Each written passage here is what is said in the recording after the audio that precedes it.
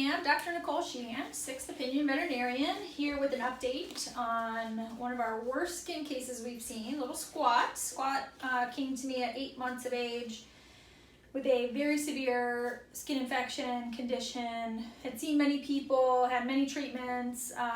They believed that he had an autoimmune condition, but his biopsy was not consistent with that. He had skin cultures and all this stuff done, and so we've kind of thrown the kitchen sink at him. So you can see his initial exam video. Oh, hey, buddy. Also on our videos, but he's here. We're 3 weeks in. He came to see me last week after 2 weeks of treatment, and a lot of his infection had gone away. But I still really couldn't touch him, which was so sad. So the first visit, he was so sleepy, he could barely function. And then the second visit, his infection was way better, but he was so painful that was a little toot, that I could barely touch him. So we actually treated him with ozone. So I ozonated saline, which brings oxygen to the tissue, and we bathed him in ozone, and his skin got a lot better. But I treated him for mange, and when I first saw him, I thought, this dog has to have sarcoptic mange. It's the itchiest thing a dog can get. But I was surprised that no one had treated him at first, and you have to treat it with pesticides. So I was a little nervous about giving him pesticides the first time I met him because he looked so sick. So I was nervous to do it. Well, I did it last week, and literally within 48 hours he was better. So I think the ozone helped, but to be honest, I think he had mange. It was really crazy. So and it's been around forever, so it blows my mind that nobody had treated him, and they were injecting him with all the newest, latest, greatest medications and missing something that's been around forever. So so the good news is, so he came back today because he's got junk pouring out of his ears, which was really nasty. So I told his foster mom, who's an angel by the way, to bring him back so I could look. And his last 2 visits, I literally could not touch him. So you can see he still doesn't love it, but he was so painful I couldn't even touch him. I could not look in his ears. I had flushed his ears with ozone and put a one-time medication down, and I don't know if that loosened some bacteria up, but literally could not do this last week.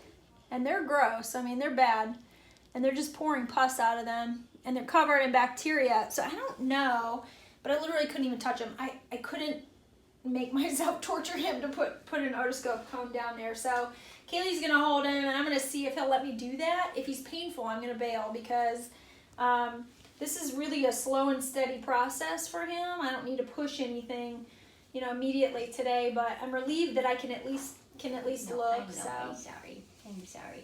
You're a good boy. Just looking. Okay, well, they're definitely swollen. Man, I can't tell you guys, I could not get this done last week. I couldn't.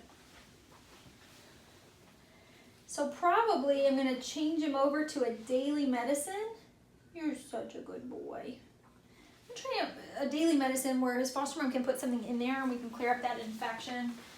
I'm relieved as could be. I mean, just to see him walking and bright and smiley, and he's chewing bones at home and going on walks, and I really think he's gonna make it. And I wanted to cry the first time I saw him. I wasn't sure if I could help this dog, and this is really what we do here, but it was pretty bleak. But he's made enough progress where I feel like he's gonna make it, so now I just gotta see him the rest of the way through.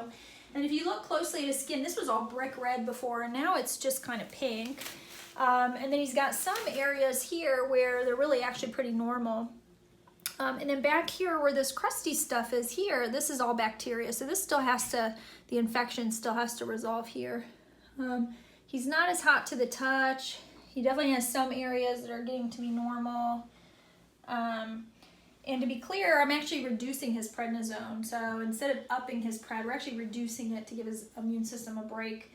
And are more dealing with the infection and kind of boosting his immune system in his skin. So anyway, thanks for being on this journey with us. It's been a little touch and go, but this little dude's worth it. So we're enjoying every time we get to see him. So thanks so much.